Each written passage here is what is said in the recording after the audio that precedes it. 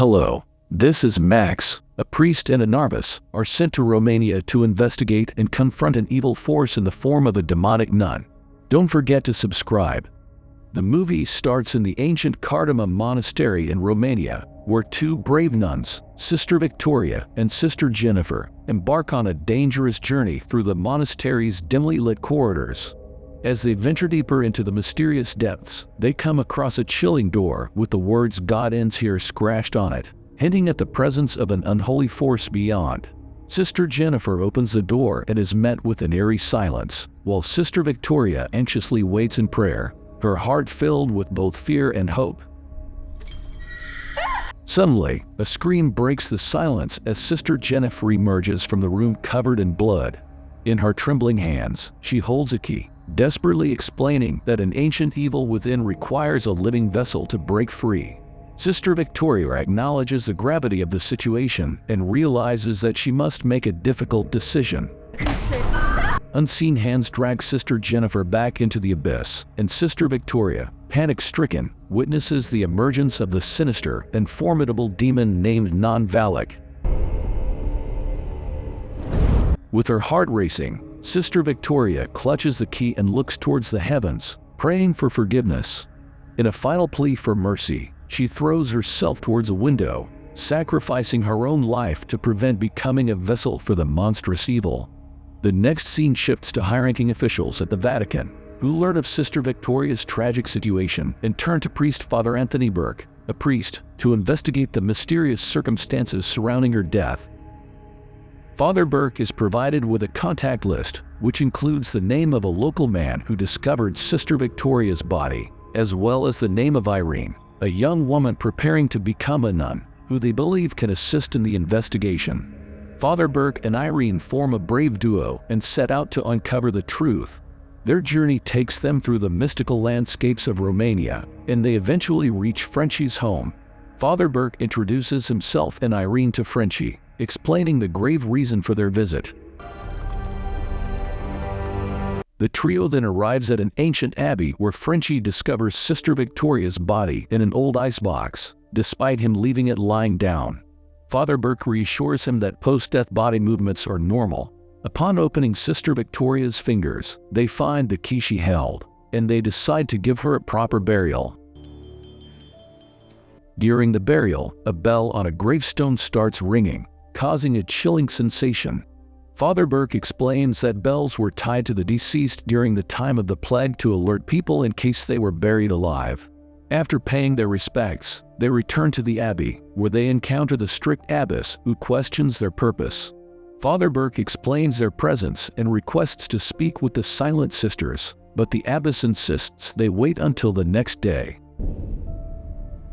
As night falls, Father Burke and Irene retreat to their rooms, while Frenchie decides to leave the abbey. As Frenchie walks through the dark woods, he notices a shadow that resembles Sister Victoria. Curiosity drives him to follow, only to be confronted by a demonic nun filled with malice. Frenchie picks up a fallen cross as a shield and tries to escape the evil lurking in the woods, filled with fear and tension. Meanwhile, back at the lodge, Father Burke and Irene find comfort in each other's presence. Irene confides in Father Burke about her childhood visions, which caught the attention of the church due to their vividness and the recurring theme of Mary pointing the way.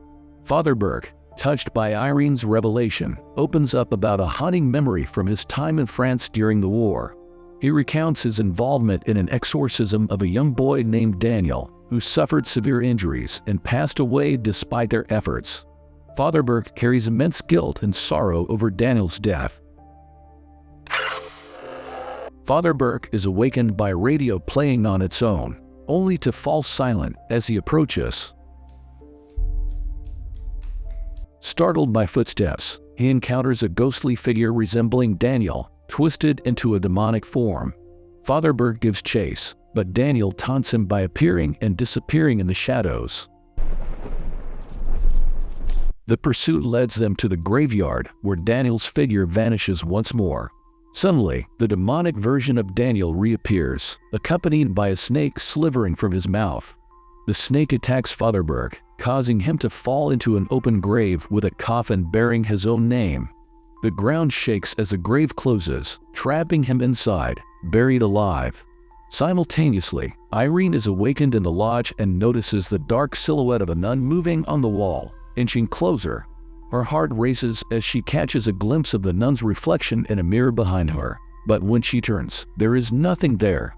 Meanwhile, trapped in his buried coffin, Father Burke desperately rings a bell for help.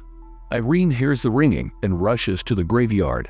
However, the air becomes filled with the sound of numerous bells tolling from the surrounding graves, confusing her. Determined, Irene closes her eyes, takes a deep breath, and focuses on the sound of Father Burke's bell. With newfound determination, she races through the graveyard to the spot where Father Burke is buried, digging frantically. Inside the coffin, Father Burke hears the sounds from above just as the demon launches another attack. Just in time, Irene breaks through the coffin, freeing Father Burke, who gasps for air. They collapse on the ground, and Father Burke, still trembling, reveals that a powerful evil resides within the monastery. Father Burke notices ancient books that were inside the coffin with him, realizing that they might hold the answers they desperately seek. The next day, Irene and Father Burke return to the abbey. Father Burke hands Irene the key he found on Victoria's body earlier, instructing her to find the abbess on her own and discover why Victoria kept the key with her. Inside the abbey, Irene sees Sister Ruth praying in a peaceful chapel.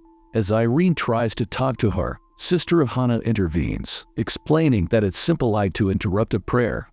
Sister Hannah introduces herself and guides Irene to another room. Meanwhile, back at the abbey, Father Burke finds himself in a room filled with ancient books and documents. He stumbles upon an old drawing depicting a sinister demon named Valak. As Father Burke speaks the demon's name out loud, a door with iron bars slams shut, isolating him from the rest of the abbey and separating him from Irene. Meanwhile, Irene and Sister Awano engage in a conversation about the mysterious death of Sister Victoria. Sister Awano reveals to Irene the dark history of the abbey. In a chilling flashback, it is shown that the abbey was initially built by the Duke of St. Carter, who used black magic to summon demons.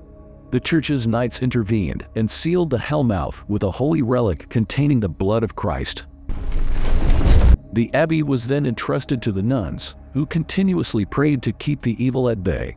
However, during World War II, bombs damaged the abbey and reopened the sealed gateway. In the present, Sister Abigail enters and instructs Awano to pray while urging Irene to leave. Awano informs Irene that the gate is locked until morning. Irene is taken to a room where Sister Victoria had jumped to her death. Awano leaves Irene locked inside the room. As a storm gathers outside, Irene experiences terrifying visions of a praying nun and the spirit of Sister Victoria reenacting her fatal jump. The doors of the room open, revealing the Valak nun at the end of the hallway. Irene hears a voice calling her to follow. Irene explores the hallways until she reaches a door marked "God ends here." The door opens on its own, revealing the terrifying figure of Valak, who attempts to drag Irene. Sister Awano comes to Irene's rescue, pulling her into a corner. Awano tells Irene to gather her things and meet her in the chapel to pray for protection against the growing evil. In the chapel, Irene finds Sister Abigail praying next to a dead body. Irene uncovers the body, discovering that it is Sister Awano with wounds resembling crucifixion on her hands. Suddenly, the chapel doors burst open and 9 nuns enter. Sister Ruth urges Irene to join them in praying to keep the evil at bay, instructing her not to stop praying no matter what happens. The nuns, except for Irene, are violently thrown across the room by an unseen force. Although shaken, Irene resumes praying. In another scene, Father Burke recalls Frenchie mentioning an alternative entrance to the abbey through the deliveries room. As Father Burke approaches the room, he is cornered by the zombified form of Sister Victoria. Frenchie arrives and saves Father Burke by destroying the zombie with a swing of his shotgun. Irene hears Father Burke pounding at the door and lets him in. She explains that they have been praying to ward off the evil. Father Burke looks at the empty room and asks who she has been praying with. Irene realizes that the nuns she saw were ghosts. Irene unveils the dead body in the room, realizing it is the decayed remains of Sister Awana. The corpse suddenly comes to life and stabs Father Burke with a cross. The trio wrestles the corpse to the ground, and Father Burke performs an exorcism. The cross bursts into flames, setting the corpse ablaze. They deduce that Sister Victoria was the last nun and did the unspeakable to prevent Valak from possessing her body. Determined to escape the abbey, they venture into the catacombs in search of the relic that can seal the evil away.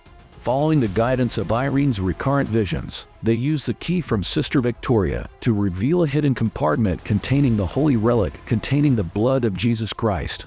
Father Burke places the relic around Irene's neck. They continue their journey towards the portal beyond the ominous God ends here door, but soon become separated and terrorized. Irene finds herself drawn to a room where candles ignite themselves, revealing a sinister pentagram. Dark figures with cloth bags over their heads suddenly emerge. Outside, Frenchie hears Irene's cries for help and uses his shotgun to blast open the doors. He finds Irene surrounded by the shadowy figures, who are guarding an unseen object. Frenchie finds Irene levitating with a blood-soaked burlap sack over her head. Frenchie rushes to remove the sack, only to find that Valak has possessed Irene's body.